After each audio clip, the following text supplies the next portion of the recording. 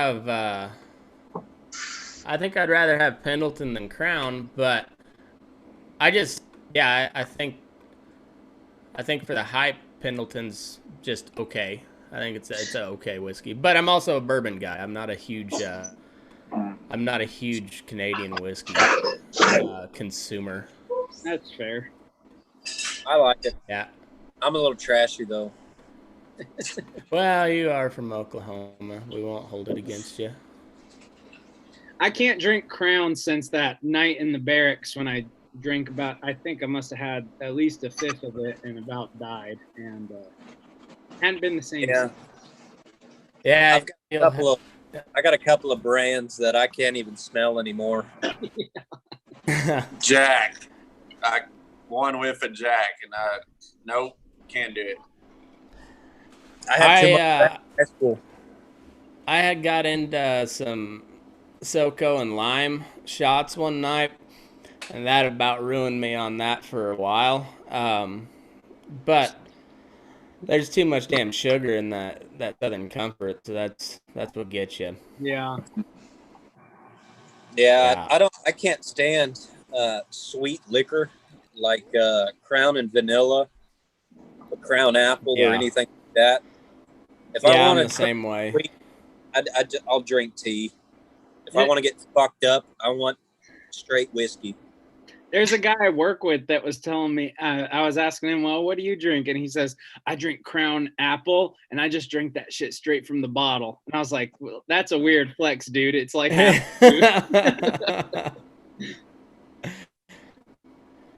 Robbie mixes that shit with Mountain Dew, and yeah, that's the part you're talking about. That is one of those. That's one of the reasons he feels so shitty after the bull sessions. Speaking of weird flavored weak stuff that nobody cares about, did y'all see that Kane Brown got lost on 30 acres?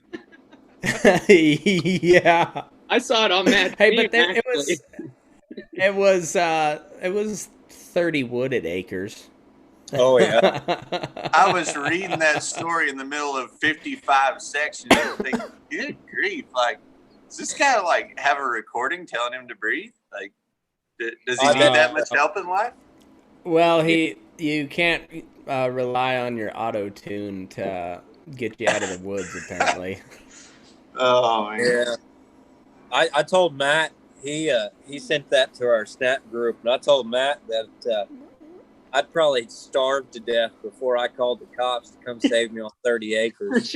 Right? Yeah, like I could see if you say like I win the lottery tomorrow and I go buy me a new ranch out in the middle of fucking Wyoming, and I get lost out on that sumbitch.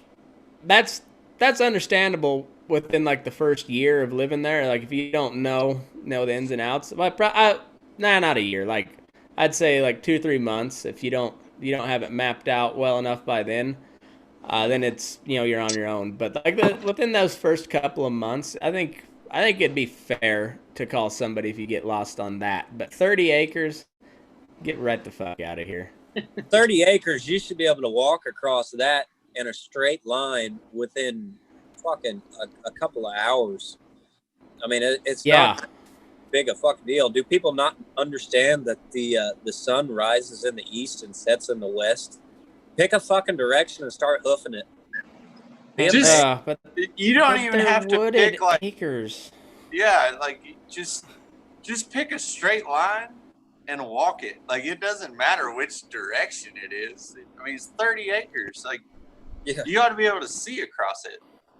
What I'm curious about is how long before he realized he was lost to the time he called the cops. What was 7 hours. 7 hours is what it said. Yeah, I don't know about that. So, yeah. I don't know if that makes it better or worse. Right, that's what I was just about to say. Well, like my whole thought it's like at least was... you kept at it for 7 hours, but also Jesus like Christ, 7 hours and you couldn't 7 hours and you couldn't get across 30 acres. Well, it's one thing to get lost on 30 acres that you own, by the way. That is your 30 acres that you're lost on. Yeah. That's one thing. But the worst thing is to let that story get out. Like, he's talking about it. Like, dude. It's yeah, like, I don't get it. It's like if you called an IRS agent and be like, "Oh, I cheated on my taxes," straight up. Yeah. Well, it's like when the drug dealer robs you. You get you an 8 ball of coke, and then you call the cops because he stole your $100 and didn't give you any coke. Right. Or that I've actually. I'm sure you guys have seen it too, where like your local police department will make a Facebook post and say, "Hey, there's a contaminated meth out there. If you bring yours in, we'll test it for free and let you know, like, if it's contaminated or not." And you read that and you think, "Oh, nobody's stupid enough to do that." Sure enough, they will catch 2 or 3 people bringing meth in there, and they just want their meth tested to see if it's contaminated. I just can't wait to see like the bailiff or the whoever like that's in charge of getting you checked in. Like, I can't wait for one of them to comment below that and be like, "Please don't do this. It's a trap. I'm tired of doing paperwork on meth heads." Someone's getting shit into that deal. Oh. Well, you won't get a shit end of the deal if you go with Stetson Ranches and you get your beef. I can tell you that. Stetson Ranches, family ranch up there in Montana, just outside of Fromberg.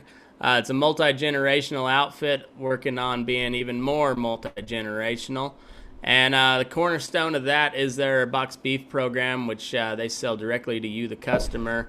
You got guaranteed prime quality meat coming to your doorstep. One animal, unless you're buying, multiple beeves. But if you're cracking into a package of hamburger, you're gonna get meat from one animal, and the family who raised it, who fed it, and eventually delivers it to you. I don't think they're gonna.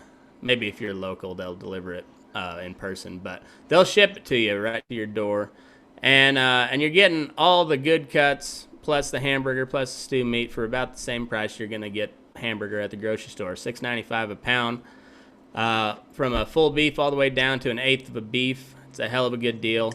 They also got some really nice quarter horses on that place, some old foundation bloodlines, and they're really doing some cool stuff with it. I think you'll like it, the stock that comes out of there. But if you got any questions about any of that, just shoot me a message over at Burning Daylight on Facebook, and we'll get you hooked up. And then also we got Loma Livestock. My buddy George, you know him, you love him, you love the cattle market reports, and he loves knowing that he runs the best goddamn sale barn in North America, up there in Loma, Colorado, located at 1369 12.5 Road. They got a sale going next week on Friday, and then every other Friday after that.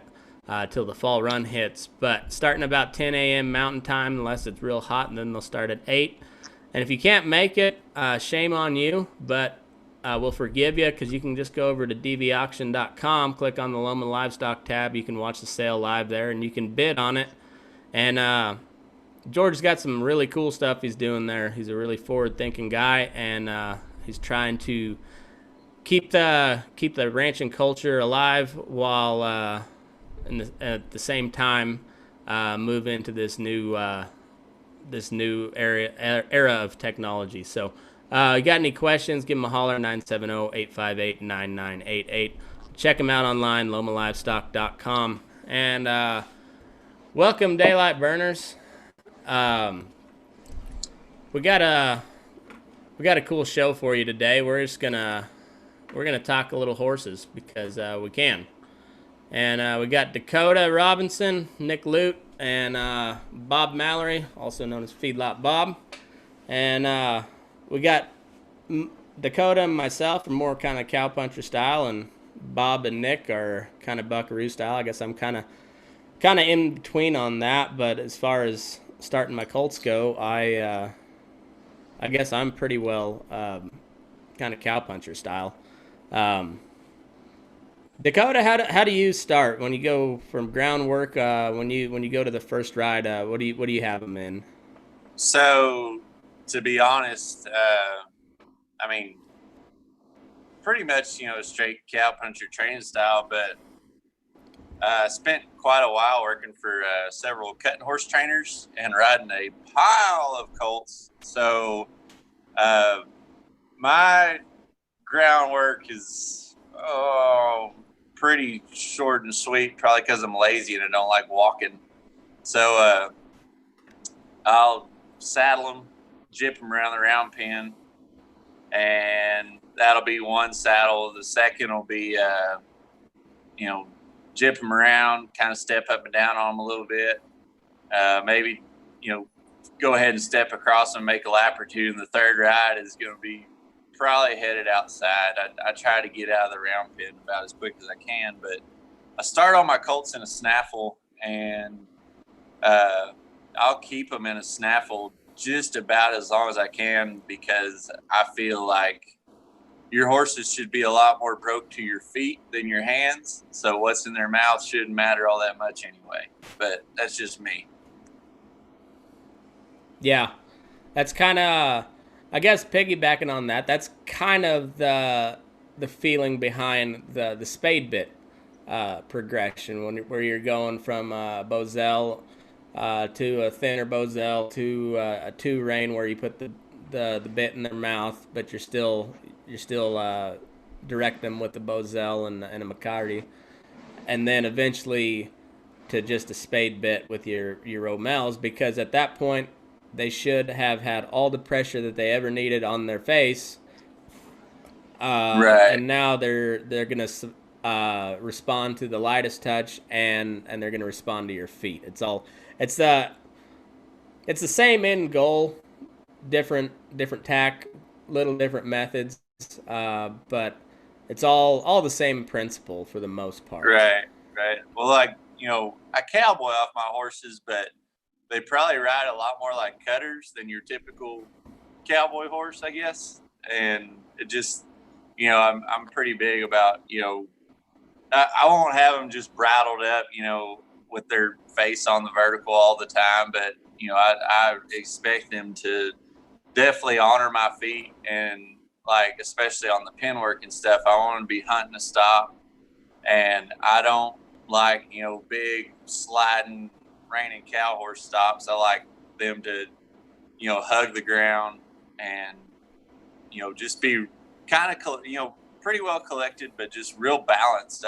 I'm more after the balance part of it, because we like even the pen work and stuff, it's not the greatest of ground. They have to be balanced to move with a cow and to respond.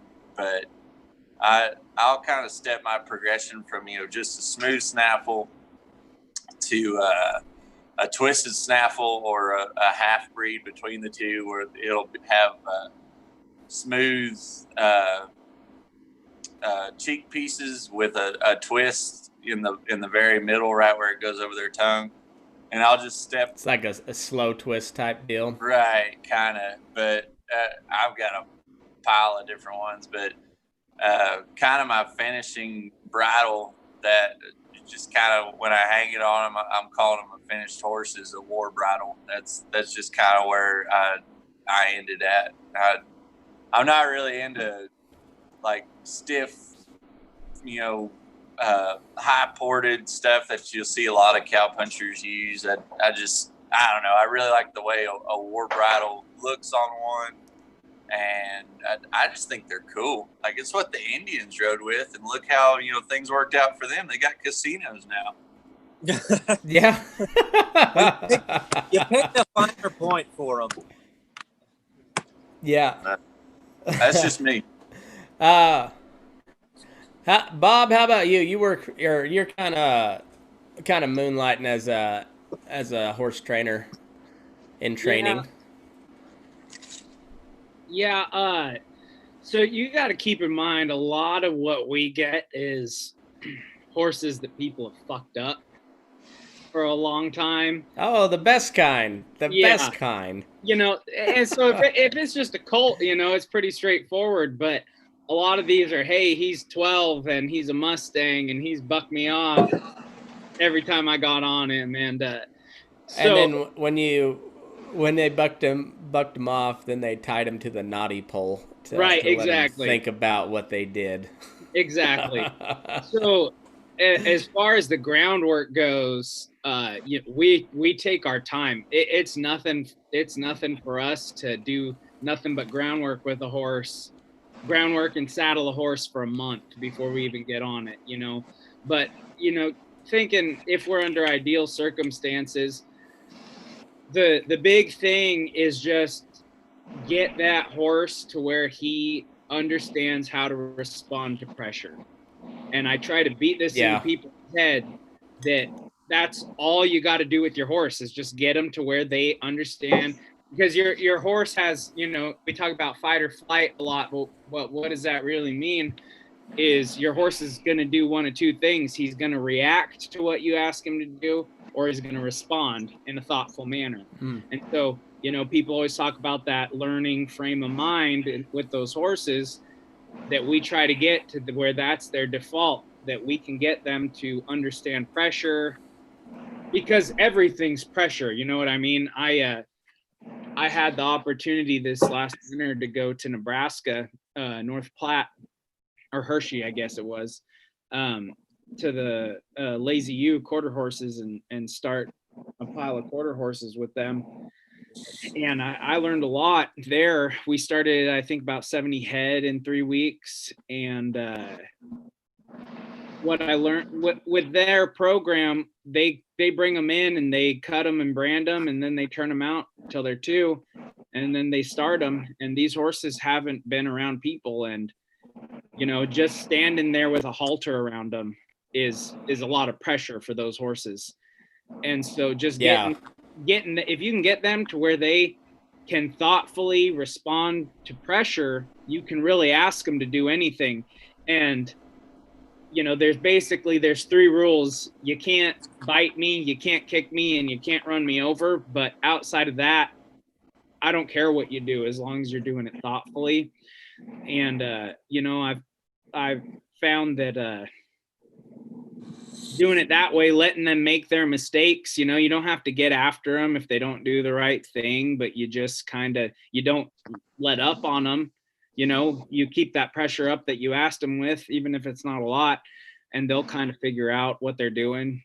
We start them their first couple rides just in a halter in a round pen, then we might ride them a ride or two. Well, typically what we do here is we ride them a couple rides then in the round pen with a snaffle bit, so they can kind of understand having something in their mouth. When I was there in Nebraska, it was you get them going around that round pen once or twice in that halter, then take them out in the arena with all the horses that are turned loose in a halter, and that was a little bit different for me, but it was a good experience anyhow. Yeah. How about you, Nick? Well, I don't like to do a whole lot of groundwork.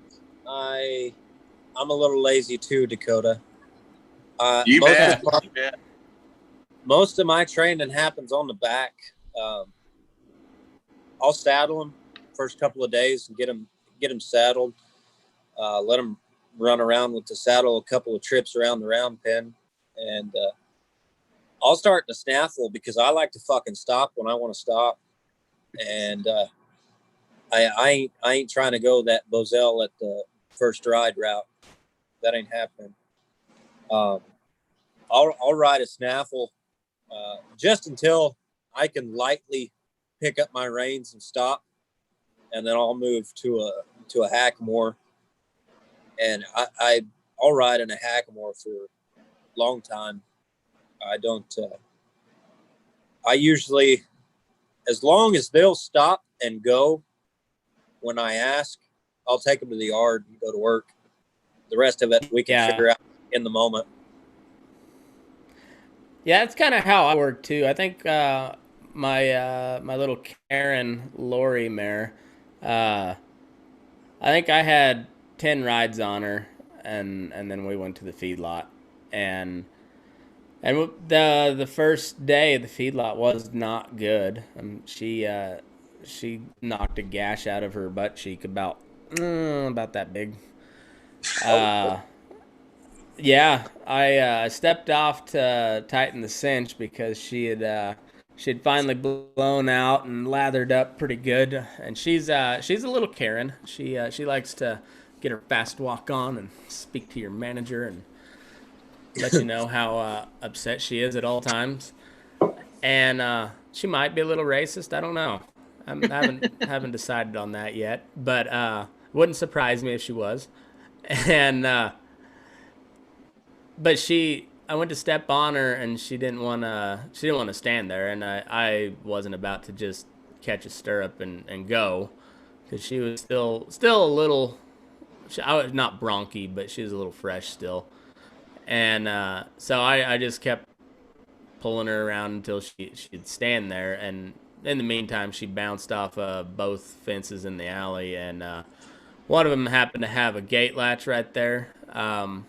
Caught the corner of that and just knocked a big old chunk out of her ass end. Doc Underwood's is good shit. They are not paying me any money, but that is good shit. It took a while, but that stuff is excellent. My favorite scenario when you're talking about kind of doctrine on horses, you have your backyard horse owner that they have one, maybe two horses because the first one needed a buddy, and that son of a gun sneezes weird at 2 a.m. and they're on the phone, call the vet, the end of the world. Then you go to your average cowboy and he goes, just kick him out for 60 days. That leg will grow back. Yeah, that's about right. I married one of those horse gals, and she is real quick to be like, call the vet. And well, let's think about it. And what we're gonna do, gets a colic, and I don't think she's twisted, so we're going to give her some Banamine and keep her moving until she starts settling down. Take her for a ride in the trailer. Yeah, that's all we're gonna do. That's about what the vet's gonna do, and they're gonna charge me about $300 for it for a after hours emergency call. And Banamine's not real expensive. I mean, it's not super cheap, but it's damn sure not $300 a bottle. So I'll get me some Banamine, and I'll either squirt it down their neck or I'll inject it. But I can do that by my own damn self. So that's sorry, Doc. That's how it's gonna be. Yeah. I've had pretty good luck with horses. I've had one that broke a leg, just kind of a freak deal. And then I was riding a horse for a guy that just straight up fucking died out from under me. I really don't know what happened to him. Just fucking died. And other than that, I've had pretty good luck. And both of those I had a little same place. So I blame it on the outfit. So I bought this little I called her Black Betty. She was a just round, pot-bellied little half Mustang mare. I don't know how much Mustang she was, but she didn't have the brand on her. But she was for what she was pretty cute looking little thing. Kind of had a pretty head to her, and she was built all right. So I was like, and she was tiny, like 13 something hands, like just like almost pony sized. But I was like, and she was solid black with a star, and I was like, well, she's kind of cool looking if knock some of that hay belly off of her, and if I can get her to rope a little bit, shit, that'll be a good little kid's rodeo horse. And no, that bitch did not know a woe. I put a snaffle in her, She ran through that, so I put a dog bone in her. She ran through that. I went back to Bozell. She wouldn't even turn her head with the bow. I mean, and this was a big, heavy, severe sucker. I borrowed it from a fella. It had and it had some war stories to it. It had like the warps in the noseband. I mean, it was sucker had seen some battles, and it got her attention real quick. But she'd like turn her head, and then just continue to just plow straight ahead. Like running there was off, no but bend. she's looking over her shoulder at you the whole time. She did not bend her neck at all. She turned her head and just grunted through the pain and just kept on going. And I never could get her to slow down. And then I went and picked up another horse, and I stopped by the feedlot to drop her off, and that little black just pot-bellied bitch was keeled over deader than shit. And so I was like, well, god damn it. I loaded my new horse, went and grabbed the loader, scooped her up, and dropped her off at the dead pile, and that was the end of Black Betty. Oh man, I don't miss the feedlot even a little bit. Like riding pins, just I don't miss it. As far as horse training goes, though, I've always said that 60 days in a feedlot with a good cowboy is worth at least 180 days anywhere else. Like it's just a lot of repetitive activity. They're in front of cattle. They see everything. Like, it's just a really good environment under the right circumstances to train a horse. Well, and when you get handy enough to ride a colt in the feedlot, because you're bringing them in out of the round pen, or maybe a couple loops, big loops in the pasture or something, but they haven't been around much, for the most part. And then you get them in a feedlot, and you got loaders running everywhere, and bumpy roads, so that bucket's clanging. You got the feed trucks going all the time. If it's not the augers or the feed conveyor going, it's the air brakes going off. and then you got cattle, and then in my case right now, especially in the summer, we don't run a whole lot of beef cattle. You got a bunch of fucking Holsteins, bug-eyed critters running right up to them. They don't have a fucking clue what's going on. So once you, but if you can get to where you can handle that and just kind of roll with the punches, it also teaches you a lot about moving cattle, because you got to give those old critters a wide berth when you're on a colt, because it might be halfway across the pen before you get stopped, and you better give them a lot of leeway so you can eventually, after it spin a couple circles, cut them off. Yeah, for sure. It'll make you think a lot more about being in the right place, because it's going to take you that much longer to get there. Mm-hmm. So I think it's pretty good training for both colts and cowboys personally. I mean, there's some guys that don't ride colts. They just buy finished horses or horses that are further along, and that's okay. And some of those guys don't need to ride colts. They don't have the patience to spend time on one and show them what to do. I've seen more than one colt that I felt like had a lot of potential just burned up and ruined by a guy that didn't have the patience to teach one. I mean, it's not for everybody. Yeah. That's for sure. No, it's really not. It takes a certain attitude to get along well with young horses. A lot of patience. A lot more patience than the average fella. You just got to have that kind of Woodstock surfer attitude. Just like, hey, man, it's all going to be all right. Yeah, and then like as you get a few more rides on them, then you get a little more drill sergeant on them. Like, nah, I've already asked you, You know what's going on. I've asked you. Now I am telling you, and this is what's going to happen. Right. Yeah. You know, like Dakota was just saying about taking a horse on the feedlot. My mare that I have, and she's a red mare, and she's a textbook definition of a red mare. And you know, she was broken as far as you ride her around in the arena and that. But you know, I tried to show her before I went to work on the feedlot, and if she decided she wasn't going to do something, if she wasn't sure about something, she wasn't going to do it. And I took her on that feedlot, and the first time a feed truck drove by, I had made my peace with my maker, you know. And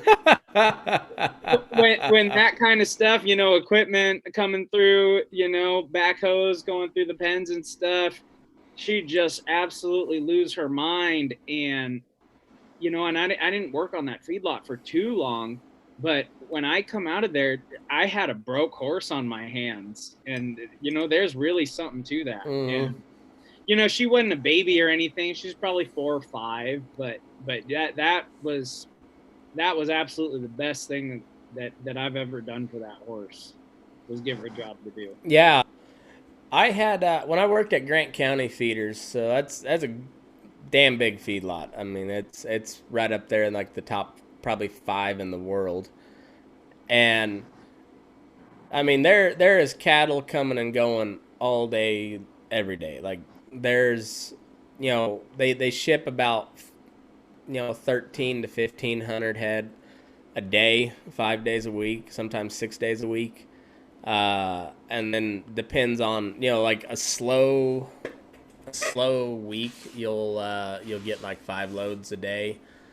But like a busy like wheat pasture run or fall run or Flint Hills run, you know, you're talking 20-30 loads every day, sometimes up you know, close to 50. And you get a, like El Reno has a big sale, and fuck, you might get 2,000 head just from El Reno.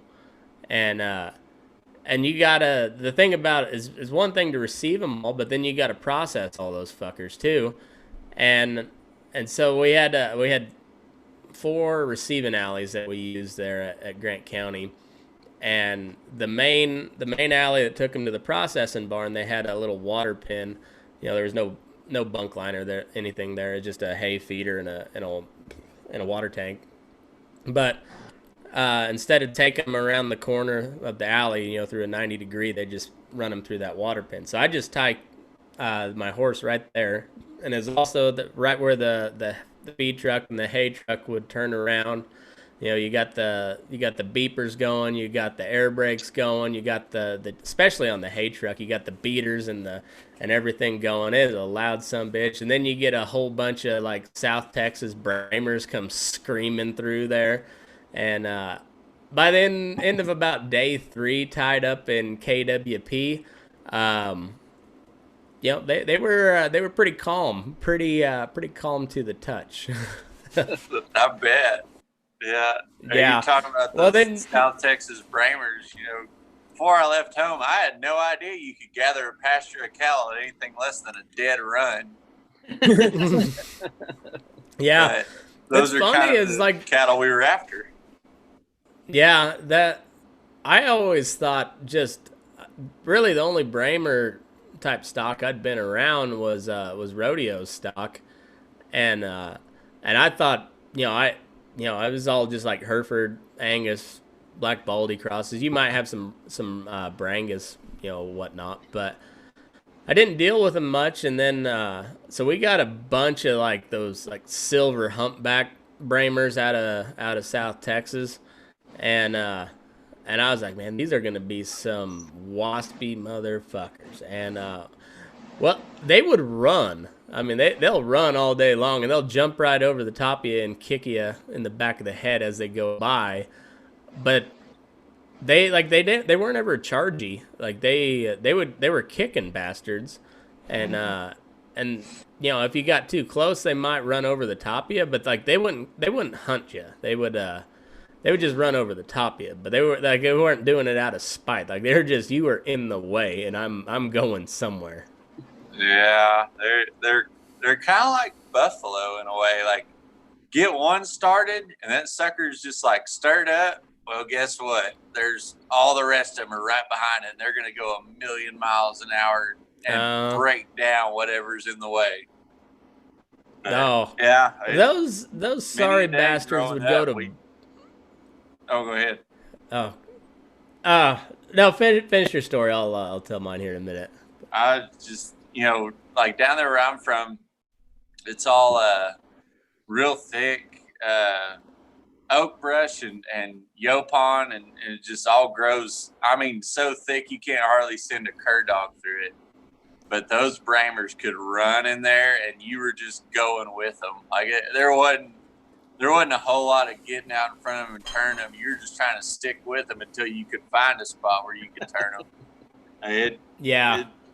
I went up north and worked with some of those guys up there, and they're like, "Oh yeah, you just have to turn these cattle, And I was like, "Golly, they're so gentle. I feel like I can walk up and pet them if I want to."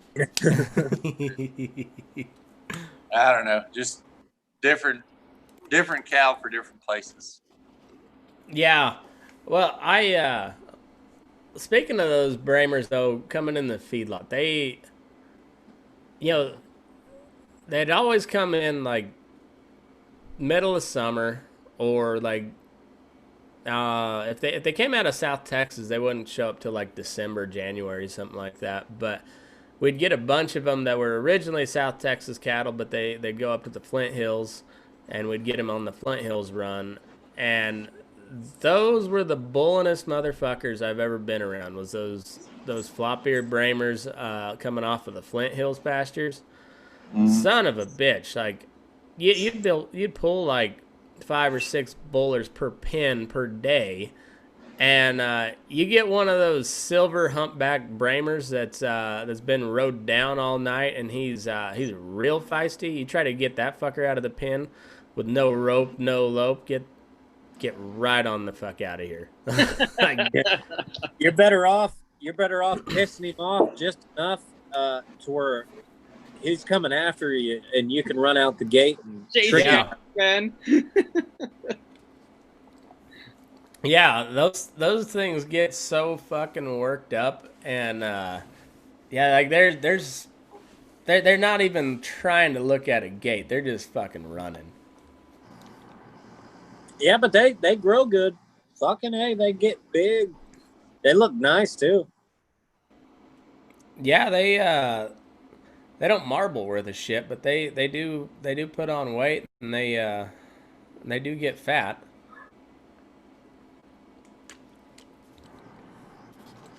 I'm just happy to see anything that doesn't resemble a Holstein. That is all I've got. Swiss right cow. Now. I'll take a Swiss cow all day over a Holstein.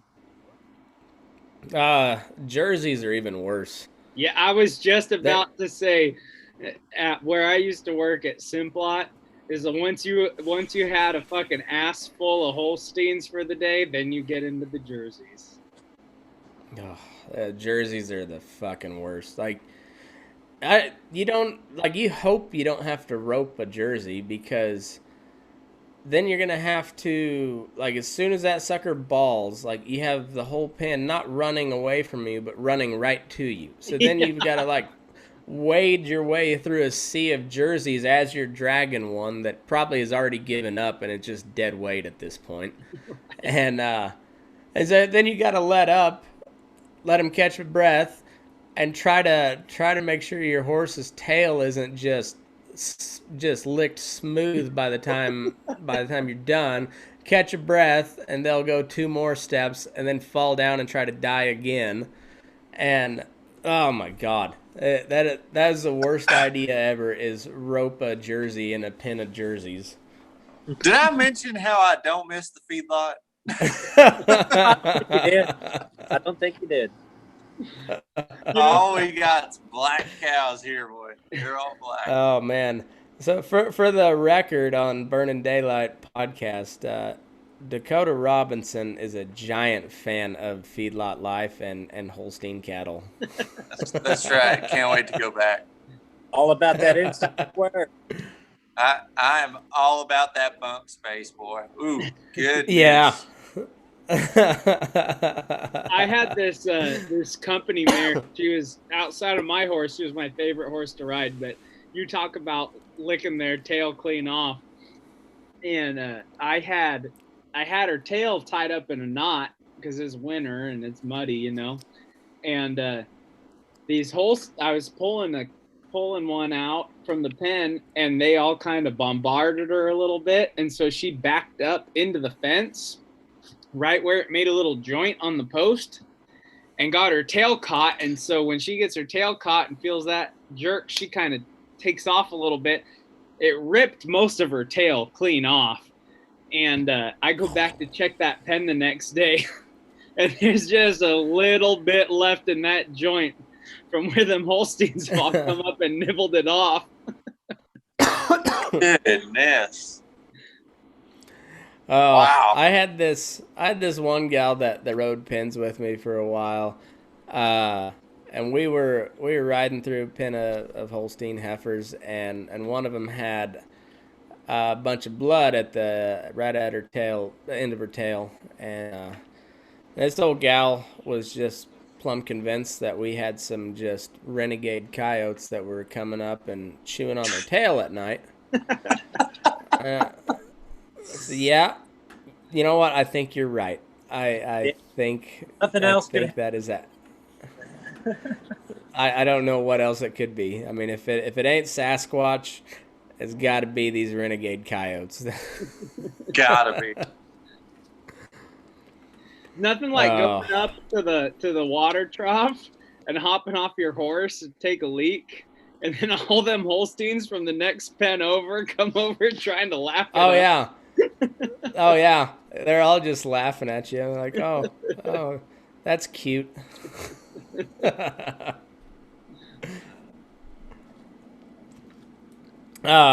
takes me back to my college days. Hey, it's small, but it's cute. It's cute. It does good work. And there's your dick reference for this episode. There we go. Dick joke. This dick joke has been brought to you by Nick Allen Lute Braided Rawhide Services. I paid good money for that. Oh. I approve this message. Oh. Nick Allen Lute, where we'll wrap more rawhide around it until it's big enough to satisfy you. Just keep it wet or it's going to shrink. Nick Allen Lute Braided Rawhide Condoms. It feels real nice.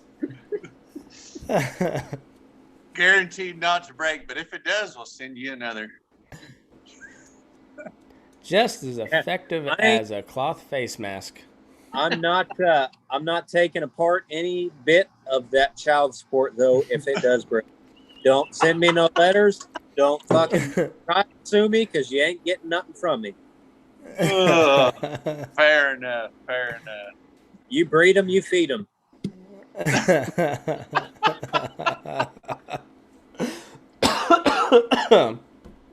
You can find Nick on Facebook, Nick Allen Lute, at Will Cowboy for Food on Instagram. Oh shit, that might be the best ad read yet. For all your rawhide condom needs. Yeah. Sorry, Jesse and George. That I used my best work on Nick Allen Lute. My bad, fellas. Oh, maybe that should be a thing. The who wants to sponsor the dick joke every episode? Now you're thinking. I put good money on that. There we go.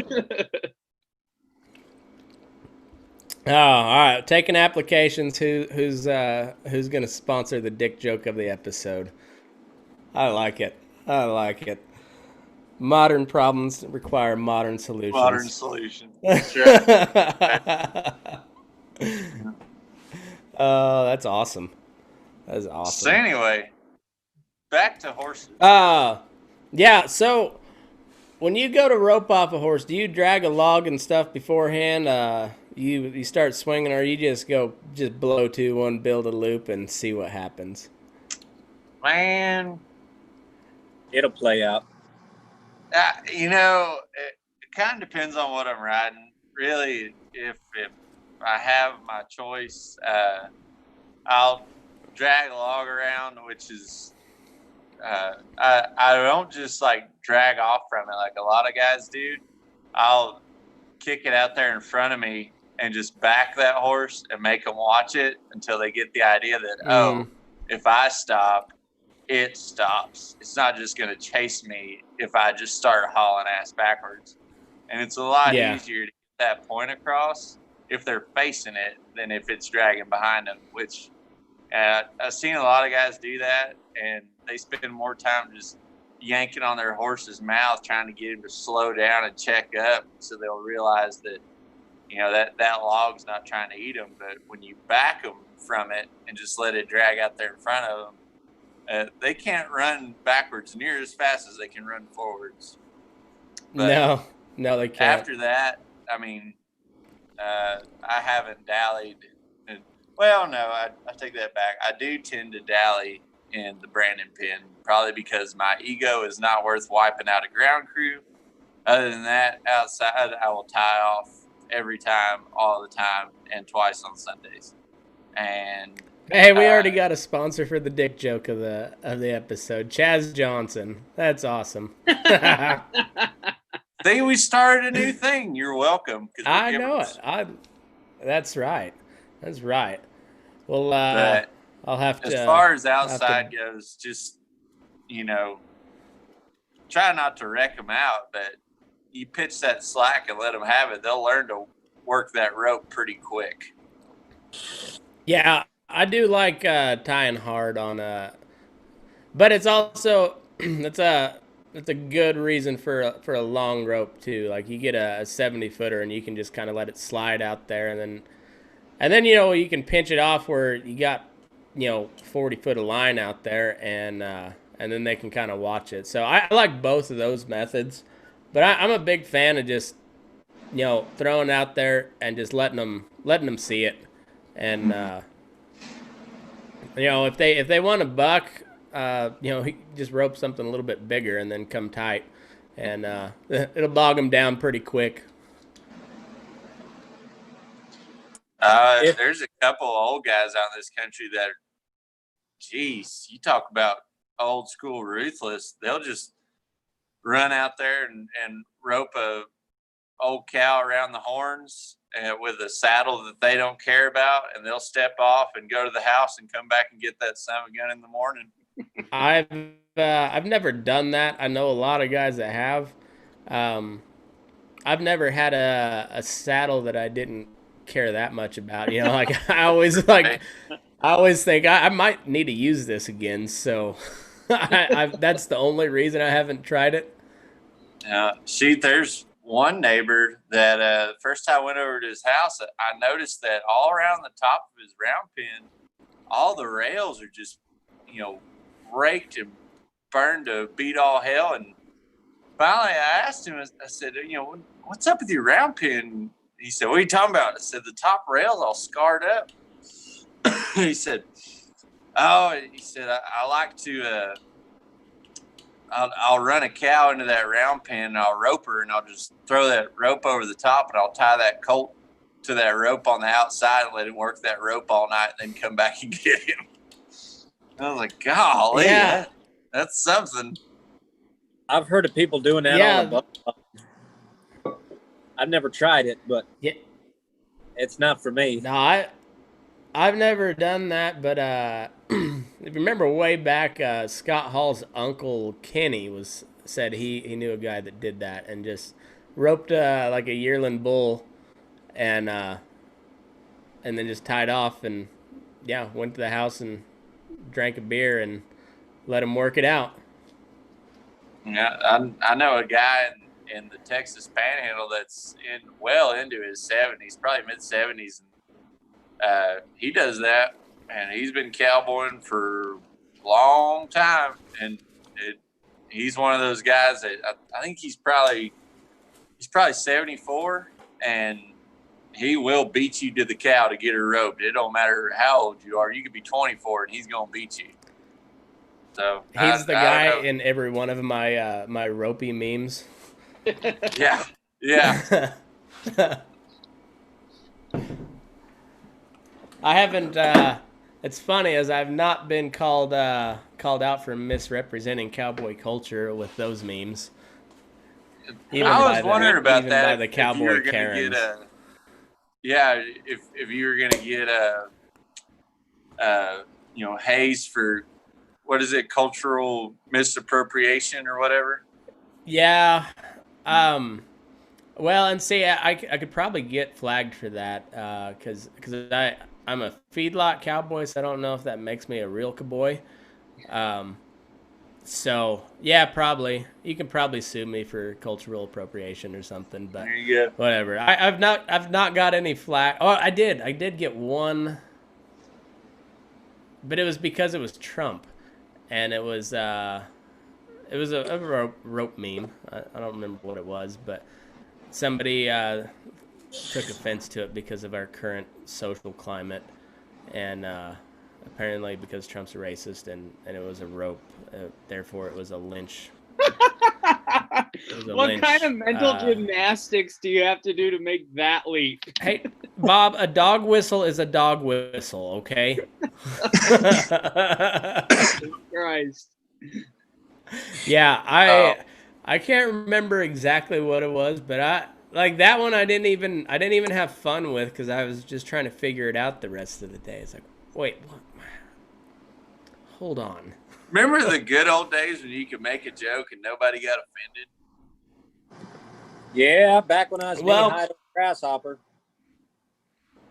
Yeah, I think that was part of it, and also, the people that get offended have always been the loudest ones, I think.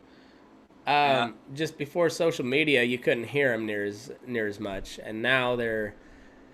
Fucking Nick sent me this Instagram page just called Karen Clips of just videos of different Karen moments, and there's some doozies on there. It's a good follow. A lot of racism. A lot of racism. Don't like black people.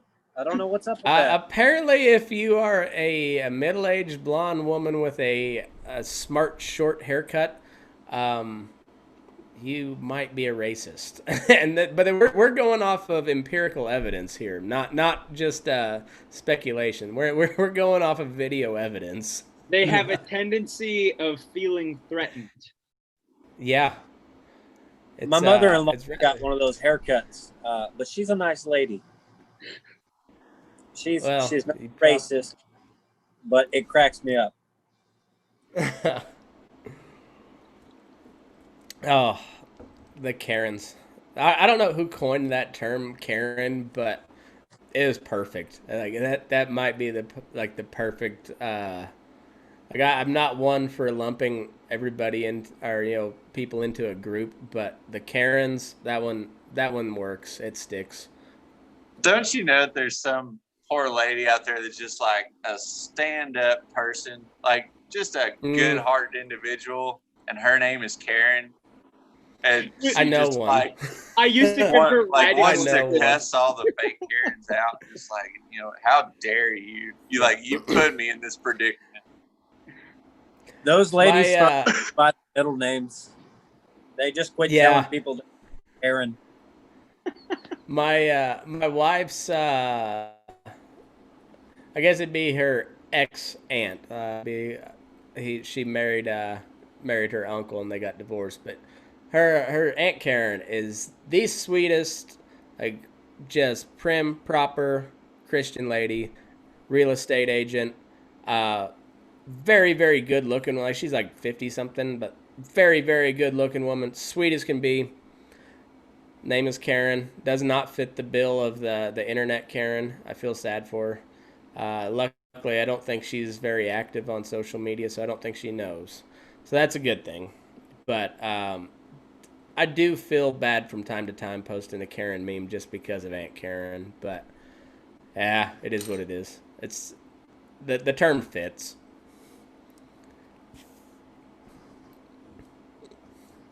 Oh man. Oh.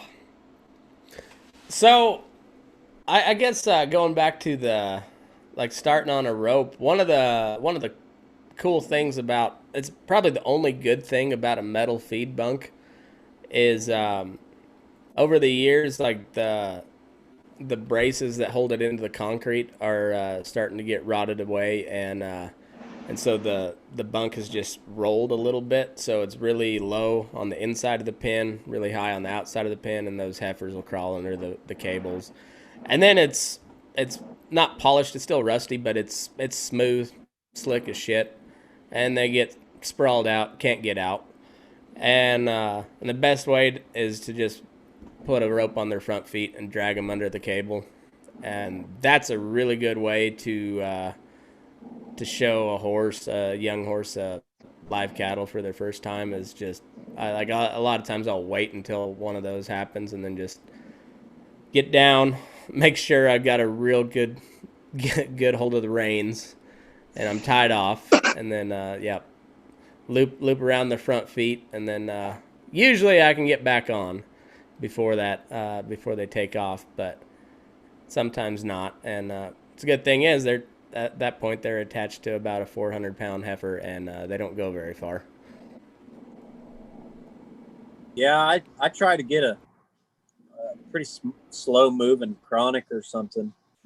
I mean, something that's maybe on his last treatment, and I know he's not going to be buck wild when I latch onto it. But I'll neck him, just kind of trot around him a bit and slowly work the rope and do what I got to do. Usually everything goes well, sometimes not. I've tied off on a couple of horses that I had a suspicion things were going to go poorly, because I'm not afraid to fucking wreck a horse and save myself. I don't have insurance, so it's all about saving my fucking skin.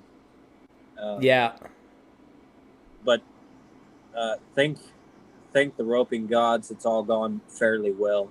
I've got a couple of scars, but nothing permanent. So yeah, that's kind of how I am.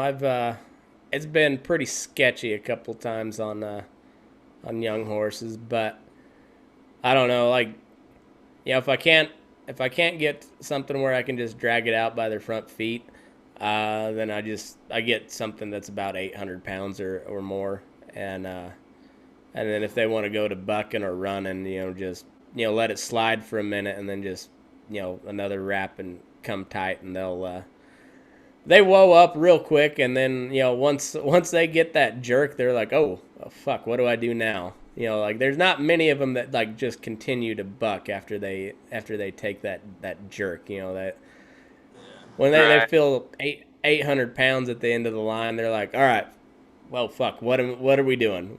Usually they're like, all right, let's talk now. Let's talk. Well, a lot of times, they get hit with that jerk, and that's probably the first time in their life they've felt something that can kind of remove their balance for a minute, and it like shell shocks them. They get all sprawled out, especially on your Colts and stuff, and they got 4 feet. They look like a spider. yeah. But they go spread like eagle on you. Yeah, you can see all the light bulbs clicking on in their head. They're like, oh shit. All right, you want to help me here? Or, like, what do I do? What do I do? Like, okay, now we're talking. Now you're up for negotiation. Yeah. I think that, like Dakota was saying, with the preparation there, if you have the time to be able to take them where you can face them up when you're dragging the log, and that's what, me personally, if I'm swinging a rope, normally it's 60 foot of rope, and I got a slick fork saddle there that I can run some rope on, that I like to face up with that log too, to be able to show them you can move your feet and that log ain't going to come towards you while I'm running rope. That then when you get to roping something on them, they've got enough confidence that you can get something on the end of that line and run some rope on them, and they know it's not going to. Now, of course, they are going to take a jerk from time to time, but then that gets to what we were talking about earlier with that. Are they responding or reacting to what's going on? And hopefully, if I've done my job right, they take that jerk and they kind of take a second to think about what they're doing. Yeah, I mean, I'm real guilty about throwing a few rides on a colt, especially in the spring, you know, and realizing there's a Brandon coming up and just asking for the outside circle and getting them good and just mop-headed tired, and then going in there and dragging some light calves, because I mean at that point they're so tired that they just don't care. So that's usually a really good teaching opportunity if you play your cards right. There's something to that. Yeah, for sure. But like I said, if there's something that wants to buck, like my Mustang mare does not like to pull, which is a shame because she's uglier in sin, but she's built to pull. And but she gets once that rope comes across her hip, you know, she's a little squirrely about it. But yeah, you rope something that's sure enough got some weight behind it. Like, you don't need to go rope a mama cow or anything, but you know, you get like 900 pound heifer and slide some rope. If she wants to buck, then just, well, let's come tight and see how much you want to buck with 900 pounds behind you, and it bogs them down, and then then you let up, slide a little more rope. They go to pitch again, pinch it off, and I like the extra footage in that scenario. It get your hands a little bit hot because everything's happening real quick, but it's nice to have. I'm not too proud to say that I've started using a glove. I mean, I can't. I can't feel anything with a glove, and like I might as well be throwing a cinder block as I am a loop if I got a glove on. I can't feel anything. Like I can usually like throw it and catch, but then I can never find my slack, and it doesn't end up well for me. It's not at all because I want to be tough. It's just because like I'm not a good roper anyways, and I need every advantage I can, so I've got to be able to feel. I was riding a horse in the yard one time, and good looking little blue roan horse. It had been at the yard for a long time and just had been eating hay, and nobody had been riding it. So I asked if I could try it, and cow boss said that it'd been rode quite a bit and kind of like to buck every now and then. And I was feeling froggy at the time. I've never been very sticky. I'm going to be upfront and honest about that. I am not good on a horse that bucks real hard. But I'm dumb enough to try it. Yeah. I didn't ever have this horse buck with me on an average day. I mean, we never really had any issues. But he had never roped before. And we had one pisshead cow that was just had lost all manners and was running by everybody, and ran past me. So I jerked my fucking rope down, decided I was just going to drag it. I could give it a try. And I necked, it was probably an 8 weight. I threw a neck loop on her, and my cow boss ran out behind me to kind of push him along because this horse had never pulled or worked a rope or anything like that before. And he got behind him and started pushing that cow, and we started kind of getting in a high trot. Things were getting a little fast. And all of a sudden, that horse broke in two, started bucking across down the alley, but latched on to an eight weight. Couldn't really buck all that hard, so he took about 4 or 5 good jumps in a straight line. If they're bucking in a straight line, I'll fall right in the middle of them. I get kind of lucky. But once he figured out he really couldn't buck, he just stopped and started spinning. And that was it. I felt that rope wrap up around my fucking gut and start coming tight. And I pitched my fucking dallies, I pitched my reins, and I went flying. And I skidded on my forehead for about 5 or 6 feet in the gravel. I'm bleeding all over the fucking place. I broke my Macati. I was a mad motherfucker. It was a bad day, but I caught my horse and got back on it. It was right before lunchtime, and my cowboss asked, he said, well, you going to go to the office and let them know what happened? I said, well, do I have to? I said, it's not like I have insurance or anything, so they're not going to do anything for me. They're just going to write us up for fucking around roping. And he said, well, you don't have to if you don't want to. I said, well, I think I'd rather just keep it between us. So we went to lunch. I had some napkins on my forehead trying to catch all the blood, and I thought it had quit bleeding, so I was eating my hamburger and my fries. All of a sudden I looked down and there's my fries are just floating in blood. I just bled all over my like, it was a bad day. See, I like to rope on young horses when I'm outside, because I'm not a real good roper. So after about the 15th loop, the horse and the calf are tired enough to where I can just put a loop over their head, and that horse ain't gonna do shit, and I get the job done. I do miss like being in the feedlot and like doctor and wheat pasture cow and stuff, because usually you had a younger horse, you could get somebody to head one and you could heal a few, and it was kind of a controlled environment. That is kind of a downfall to being a camp man is, if you're on a colt and you got to rope something, guess what? It's all you. You're the hero and the zero all rolled into one. It's all up to you, which sometimes is pretty cool, but a lot of times it's miserable. Well, and at that point, it doesn't matter if you're packing an 80-foot riata or you're 28-foot tied hard. Like eventually, like you're either gonna come tight and it's gonna be a wreck, or you're gonna lose your rope, and and you're hoping for the best. But yeah, it's when you're way outside like that, you're just like, well, all right, here we go.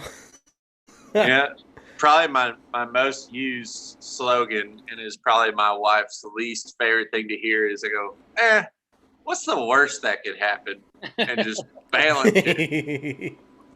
But she gets pretty upset about that. Yeah. I work alone, so I've got no backup.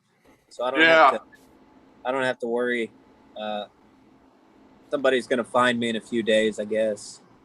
Yeah. Hey, at least you're not gonna piss somebody off. Yeah.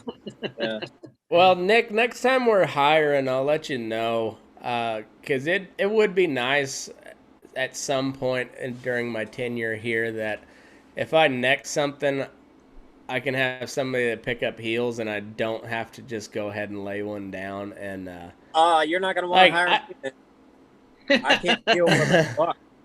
I can neck them like 4 out of 5 times. It's going to be a good shot. Healing, all right, you're going to wait all day. Well, if I can't push them into a corner and float a backhand loop on them, I'd rather be healing anyways. Not that I'm good at it, but that's what I would rather. I catch a little more consistently on the heel end, but like if I have to blow to one and just build to it and slap a loop on, it really is 50-50 chance. If it'll be a beautiful perfect loop, or I'll just wad it up into like a barbed wire ball and place it right in the middle of their back. But I can usually, I've got pretty decent to where I can sit back and throw a big backhand loop on one, especially if they're, I'm sitting, got them in the corner and they're moving across to my right. You can throw that backhand out there and and still, get to the horn and, slide a little bit before you have to, get up there and catch up to him. I'm pretty decent at that, but if I have to just line one out and neck him, it's 50-50.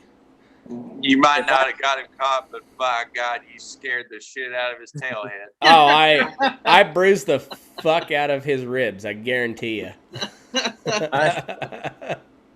I usually just, if I've got to heal something, I'll let the guy know that I can't heal where the fuck, and just let the cow stop if he will, and I'll throw a hip shot and let him step over it. Because if you want me to come in there and really just pick up heels, you're going to wait probably a couple of days for it to happen. Gonna wait until that hip shot presents itself. Yes.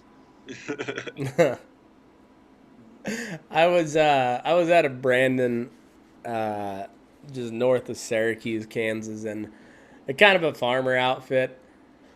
Like the guy that runs it can rope a little bit, but he had his boy and a couple other high school boys, but they were kind of wanting to be cowboys, but none of them could rope. And I don't know how many times, like I'd go drag one to the fire, and I'd watch these guys miss, and eventually they're just like letting that loop lay on the ground until something walked through it, and just they need to go to the horn. We ain't going for style points, boys. Whatever the fuck works, I guess. At that point, I was really the only one roping, but then I'd have to jump down and tail one over. We were using a Nord fork, and it was getting to be a lot of work, and so I didn't even try to stop him. I was like, whatever it is. If it's a little bit less work for me. Those are the bad Brandons, when you get to rope the whole time and you're still just tired of it. Oh yeah, for sure. I went to Brandon just like that this spring. Like I had roped so much, like I didn't want any part of it. I was like, can I get down? They're like, oh, just a few more. Damn, son, like I'm running out of horse here. I was honestly thinking about trying to figure out how to to swing a loop left-handed, and like I'm naturally left-handed, but I didn't have a left-handed ball glove when I started t-ball, so I taught myself to throw right-handed. So throwing left-handed is just awkward as fuck, just like a normal right-handed person. But even though I brush my teeth left-handed, but I can't throw left-handed. But I was honestly I was considering trying a couple left-handed loops because my shoulder was just dead, and mostly because I'm not that good of a roper myself. Yeah, well, when you're throwing 5 loops for every calf, like it's a long day. Yeah. Yeah. I don't know. I will dally in the Brandon pin, especially since I hardly ever get to take a broke horse to a Brandon, but I just seen a few wrecks that probably could have been prevented, if a guy had dallied instead of being tied on. But you got to remember though, no good story ever started with, well, I roped this cow and dallied. No, it worked out. And why do I tie off? Because I don't intend on roping the same cow twice.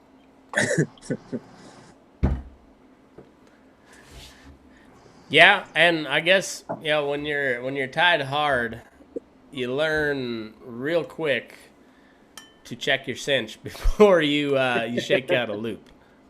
A lot can happen at 28 feet, I'll tell you that. Yeah, and that's not to a knock on you guys, because I know a lot of guys that tie hard and know how to handle a rope, and you're not taking a jerk every time.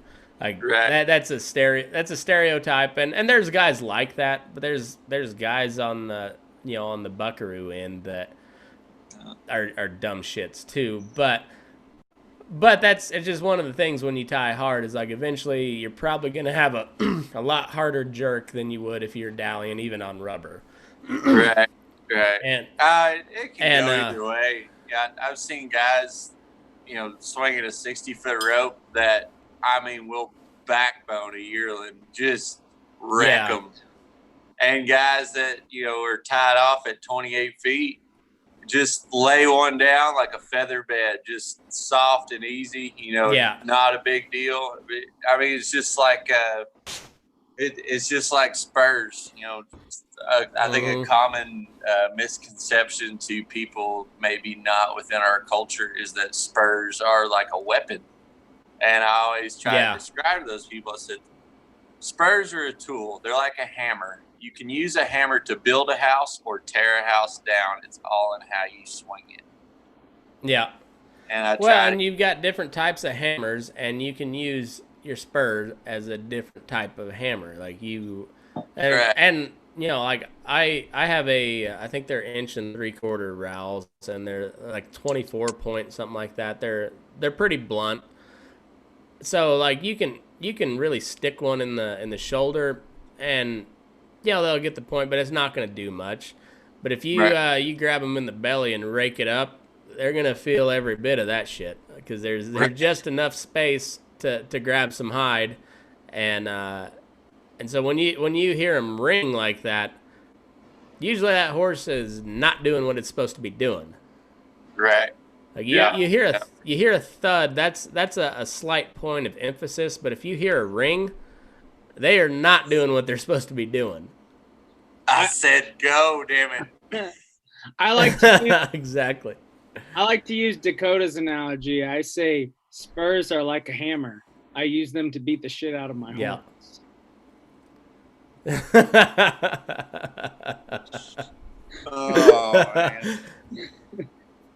Oh man. On the slick horn in the Brandon pin, I like. Have you ever used buffalo hide, Nick or Bob? No, I've never used buffalo hide.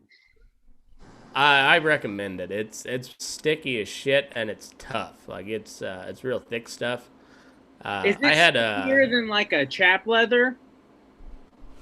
About the same. About as might. He committed the cardinal sin. Bob? What? What'd you say there, Bob? I said, is it stickier than a chap leather? That's what I thought you said. Damn it, Bob. What'd I do? All right, hang on. Try again. Dakota, get it. One more time. Chap leather? Thank you. There we are. Wow, we went for that third round. There we are. All is well with the world again. But it's about the same as Shap leather. Might be a touch stickier, but it'll outlast Shap leather by a long ways. But speaking of which, I still got the stuff you sent me, Nick. I'm just about, I think on Sunday I'll rewrap. I've been using that one of those rolls of Shap leather for damn near a fucking year. And I shit you not, I have barely burnt a damn good track into it. This really? is probably the best Shap leather, the longest lasting that I've had. I would have burned through probably 2 or 3 rolls of mule hide by now, but this stuff is fucking holding strong. Huh? I think the one I've got on my horn now, my wife got me for Christmas. It was mule hide, and the one the buffalo hide I had before that was pushing 2 years. It was, I was dallying, or I was roping with cotton, the wax cotton for that whole time, and I don't know. Have you ever used a cotton? I heard they run real hot, like like a poly or a nylon. When you're taking, say, 2.5 wraps, like you probably taking 4 with a cotton. Like that sucker's gonna run. And I usually use those Simcoe polys So that might be why it's lasted so long, because usually the rope will burn quite a bit itself.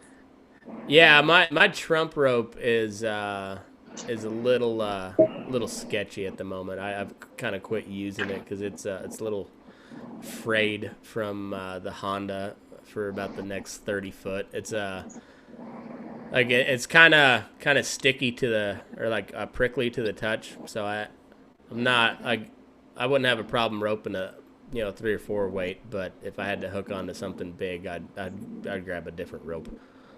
Those things. I used one of them ropes. I swung it. It had a breakaway on it, but I was just swinging it with Colts when I was in Nebraska, and I really liked the feel of that rope. But I've been hesitant to get one just on account of it's called the Trump rope. But other than that, oh yeah, that's well, nice that'll probably get you put on a watch list. right. You might get put on a no-fly list if you buy a Trump rope nowadays. If you order it from 310, it's a Trump rope. If you get it from Cowboy Cordage, it is only a red, white, and blue Senko poly. That's the one I'll get then. Yes. There you go. Yeah, when I was up at Jesse's, he had one of those Uoza or Uzo or whatever they call it, the other polys. That thing felt really nice. I think I'm gonna get one. That's the thing about the Buckaroo world. Everything is way more expensive, from saddles to ropes. I mean, well, that's why rope you're looking. I know. I need to learn how to spin a poly rope so I can or I'll just buy a spool from Cowboy Cordage and it'll last me a lifetime. Hang on. It doesn't save any money. What is your standard? Well, I mean, obviously Riatas are like a lot more expensive. Oh yeah, those are. What is your standard 60-foot nylon run you? I don't even know. I can make 3 ropes out of that. I got a 60-footer. If you're getting in one with just your regular tied Honda, Yay! Probably about, I don't know, what, $70-$80 probably. Yeah. If you throw a rawhide on there, it's gonna be over $100. That's why that piece of shit cotton rope where I made my cool video, it was not that impressive of a loop, but it looked really cool when you slow it down and see smoke boiling off the horn. That rope is a piece of shit.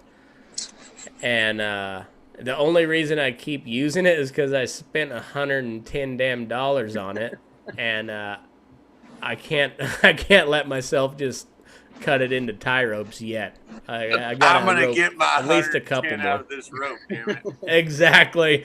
I don't care how much it pisses me off. I'm not throwing it away to tie ropes yet. I think I got a 3-strand poly from King Ropes that I got on my saddle right now with a rawhide San Juan Honda that I think it's $80-something. They're not too bad. 60-footer. Dude, I bought what's your hanging off my saddle for like $40. It is got plenty left. Yeah, I was gonna say one of those like a Rattler poly is gonna be about $45, and or you buy the seconds and they're even cheaper. Like the GT4 hanging off my ranch cutter, I think it's a second. It is like $30. So you should I don't know. What size of rope do you? Yeah, 28 foot, like what, 9.5 millimeter? Let's see. I'll usually run like a. Sometimes I'll go as big as a 7/16, but not usually. Like, kind of depends on what I want to do. Like, yeah. It really depends on what I'm after. On a poly, like a poly calf rope, like say like a Willard calf rope, I'll swing a 10 flat, 10.0. Okay. Pretty standard. The heats, it's like a 3/8, but I really like taking a heat to Brandon. You can throw a heel trap down there like nobody's business with the heat. And it's just the right amount of soft to like really come around there and get in there, because you're not going to go to a head. There's one head and heel Brandon that I know of in this country, and all the rest is just, heel and drag. Yeah, so. Yeah. But. Yeah, if it's a heel only Brandon, I'll take either a cotton or a poly nylon. Right. And usually about, well, a cotton's gonna be 68 foot, but poly nylon, I'll 45 or 50 footer. There's really no need to slide a whole lot of rope on little calves. So I mean, it's cool when you rope some heels way out from the fire and you can just kind of let it slide. But that's just style points at that point. My fingerprints still haven't grown back from the time that I spent on a buckaroo outfit, and I had to dally and let that rope run to the fire. Holy smokes! It was like pure instinct just to like clamp down. Or the worst part was when I first started, like I'd come out there and I'd hit a big old pretty heel shot, and I just like pitch my hand up and like forget about the dallying part. So all of a sudden I was trying to like reel a bunch of rope back in and like stack a dally. Oh, then it all gets knotted up and shit too. So you're like, you can't even usually coil my it hand back was up. somewhere in the middle, and I just, and those guys would laugh. They thought that was the funniest damn thing. But I swung. I had a 50-foot rope, the only time in my life, and it was called a dry line. And I don't know if I could ever get another one of those again, but I actually kind of liked it. I got so many comments on that little video where I was making it smoke. They're like, "Oh, how'd you not cut your thumb off?" I was like, "Well, my thumb was never in the way until like right at the end where I pinched it off, and the only reason I pinched it off because that it's a piece of shit rope, so it was like it got twisted up." And it was gonna loop over my thumb, so I pinched it off real quick so it didn't keep running. But I also knew that going in. I was the whole reason I healed that. There was nothing wrong with that heifer. I just healed it just so I could slide some rope and try to put a little bit of stretch in it and think maybe it's not as big of a piece of shit as I thought it was. But no, it is that big of a piece of shit. And I'm gonna give it about 13 more goes, so I can get my $100 worth, and then I'll cut it into tie ropes. Start tying a lot of gates shut. I feel like the guy from basketball. Like I swear to God, if this rope fucks up another 13, 14 more times, I'm out of here. Oh man, yeah. Oh, it's not a glamorous life, but fuck, it's a lot of fun, ain't it? Golly, it's a blast. If you're doing it for the fun, you're in it for the wrong reason, but it is a ton of fun. Yeah, I like. There's days it'll make you want to just put your head through the fucking wall, but God, when everything's going right. Like that moment when you throw that, like the perfect loop, whether it be like, if you're throwing a heel loop and like right as you're starting to reach, or like you throw a head loop and like right as you yank your slack, like there ain't a better feeling than that. It just, I don't know. It's cool. It's I don't know. We don't get paid a whole lot, but God damn, it's a lot of fun. When you're at a Brandon and one of those old guys that you really look up to tells you that you're good help. Yeah. Sometimes that's a lot better paychecks than the one you get at the end of the month. Yeah. I went to a Brandon up in Elko, and it was kind of half and half. They it wasn't really a Nord fork. They just they staked out a tie rope, and so you drag them in flank them, and then you'd stick that the end of that tie rope on their front feet and stretch them out. But then, like every third one, you'd head and heel. So it was a good little bit of both. And I could not rope to save my life. Like, I knew as soon as I let go of the loop, it was a terrible loop. But and I knew why, but I couldn't correct it. Those days where you just like, oh yeah, you know exactly what you're doing wrong, but you can't, like, your brain is just not working. Like, the connection between your brain and your arm is just not there. And it was one of those days. And I drove 6 hours to go to this Brandon, because I thought it'd be, it was a good connection to make. And the owner, I was like, I swear to God, I'm a little better roper than this. I promise you. And he's like, don't worry, we got another one next week. Yeah, hope you'll be there. And I was like, well, I don't know if I'm driving 6 hours again next week, but I'll shoot for next year. And he's like, all right, well, you're invited anytime. And I was like, fuck, all right, well, I guess I'm glad he looked past the shitty roping, but well, everybody has those days. I mean, I don't care how good you are. There's days where you couldn't catch a crackhead if somebody handed you an 8-ball. Like, it just that's the way it is. Yeah. Well, and the thing is, like, exactly what you're doing too. Just like, God, follow through. Yeah. No. And you just can't do it. And just for whatever reason, like that connection is just gone. And I don't know. You feel like the biggest horse's ass on earth when it's happening, but usually people know. But yeah, I just luckily try that to old boy remember was the like, days when I roped really good on those really shitty days. Yeah, those are. I built a podcast out of talking about those days where I was good.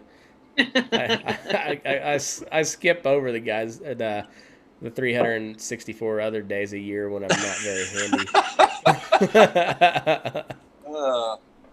I don't know if you guys see any of those fancy shots I put on Instagram of me roping the dummy, but just to let you know, there's a lot of editing that goes into those videos.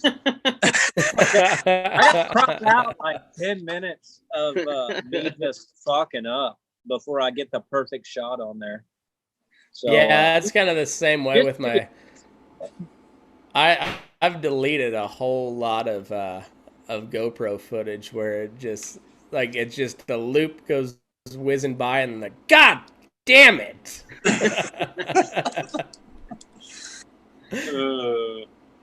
That's all right though. Nobody has to see it because I've got the camera. I'm gonna make a blooper reel one of these days where it's just gonna be like 30, just God damn it, right in a row. Yeah, you gotta add in like a and racial slurs. Add in like a gong clang sound effect, just like clang. Yeah, it'll be clang. the circus music. Dun, dun, dun, dun, dun, dun, dun, dun. I'll put it on TikTok. It'll get 1 million views. I hear that's gone away with. Well, they've got till September to sell to a U.S. company, or from what I hear. No, they won't do it. I don't know how that's gonna work, and like I don't know how. Like, it'd be interesting if they do ban it. Like, if it's all of a sudden just gone, that's pretty fucking weird. Like, that's gonna be. Either way, that's what you want out of your government. Oh yeah. I love it when they get more power, please. Yeah, just please take it all. Take all my liberties. Just step on my neck a little bit closer to the jugular, please. Just get it over quick. Yeah, I don't know what the deal on the TikTok is. Like, I know a lot of people are annoyed because it's like a bunch of like teenagers doing stupid dances, or at least that's what I hear. I've not seen any of that on mine. their algorithm is on point. So if you like a couple funny videos, that is all you're gonna see in your timeline is funny videos, and that's why I like it. But you probably saw the meme, but I saw one that said they're banning TikTok. So from now on, if you want to see 16-year-olds dance, you got to get on a plane with Bill Clinton. I did see that. Oh. What did we do? What was your bet on? I think we were right around the same time, end of August for when Ghislaine Maxwell finally suicides herself or perishes from the COVID. Yeah, it's got to be coming up. I don't know. They for some stupid fucking reason, her trial's not till next year. Oh, like for some reason, because she'll be dead by then. Yeah. If it were me, an intelligent person, I would be like rushing that bitch to a courthouse tomorrow. Yeah. Like, in the fuck court. Well, and like just call up SEAL Team 6 and be like, hey, you're not hunting bad guys anymore. You're keeping this bitch alive so she can tell us everything she knows. Yep. I'm willing to bet good money that she does not get to light off fireworks on New Year's Eve and celebrate 2021. Like, something's going to happen well before then. I'll have to go back and listen to was it last week's episode when we made our bets, but I know I said either 1st of September or into August, but we're coming up on that pretty quick, so yeah, I heard something really interesting about her trial, that she, and of course she's got all the money in the world, she did not hire a defender for herself. She hired the prosecutor who prosecuted El Chapo, which for legal minds means that she is trying to cooperate in whatever deal. So I would say she will be dead sooner rather than later. Oh, yeah. Guaranteed. Spilling a bunch of names in court, and they closed the fucking doors. They said, no, we can't let these names get out to the media. Yeah. Yeah, that doesn't surprise me at all. Doesn't surprise me at all. What, it seemed to be a pretty good consensus on the ladies' bowl session that Tom Hanks is a pedophile. What you guys think? That's what I hear.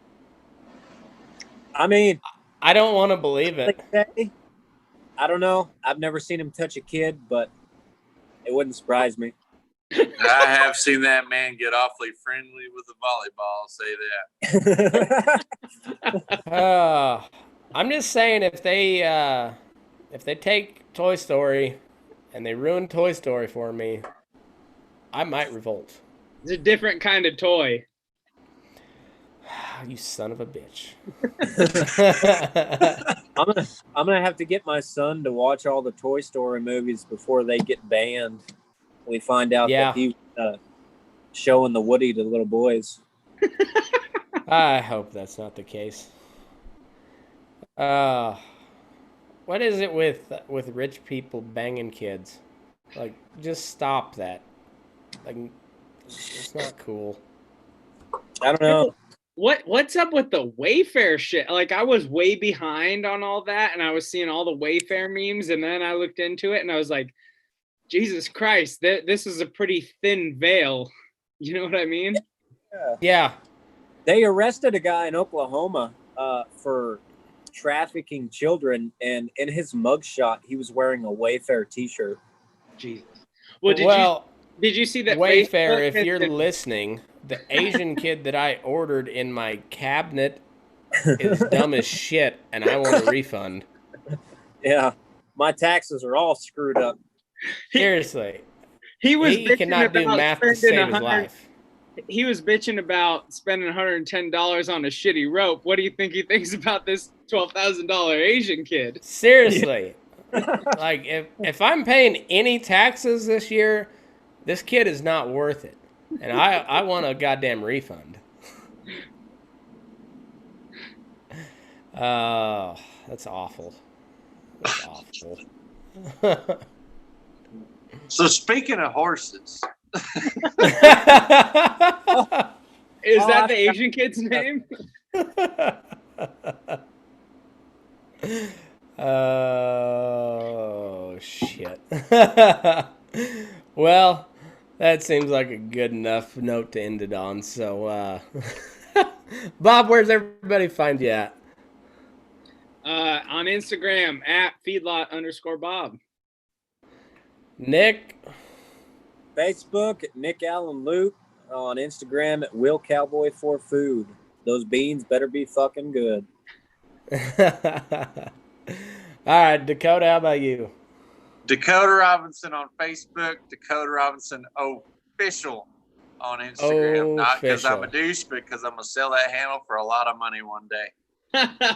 Bam. That's awesome.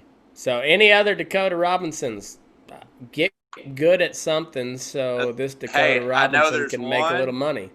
I know there's one that plays AAA ball, and then there's another one that fights UFC. If one of them makes it big, I'm golden. So I'm rooting for them. We're rooting for UFC right now because that's about the only thing going on. Nobody gives a fuck about baseball right now. I don't even know what's going on with that season. So go UFC, Dakota Robinson, win some fights and make our guy a bunch of money. I'm Matt McKinley on Facebook, at MakerMac85 on the rest of them. At Movie Your Ass for the podcast page, and Burning Daylight everywhere else. I'm gonna try to get the shirts posted on the site tomorrow. We got the Doucheboro shirts. I've got the box of them. I just haven't listed them yet. So anyway, that's burning-daylight.com. Thanks everybody for tuning in.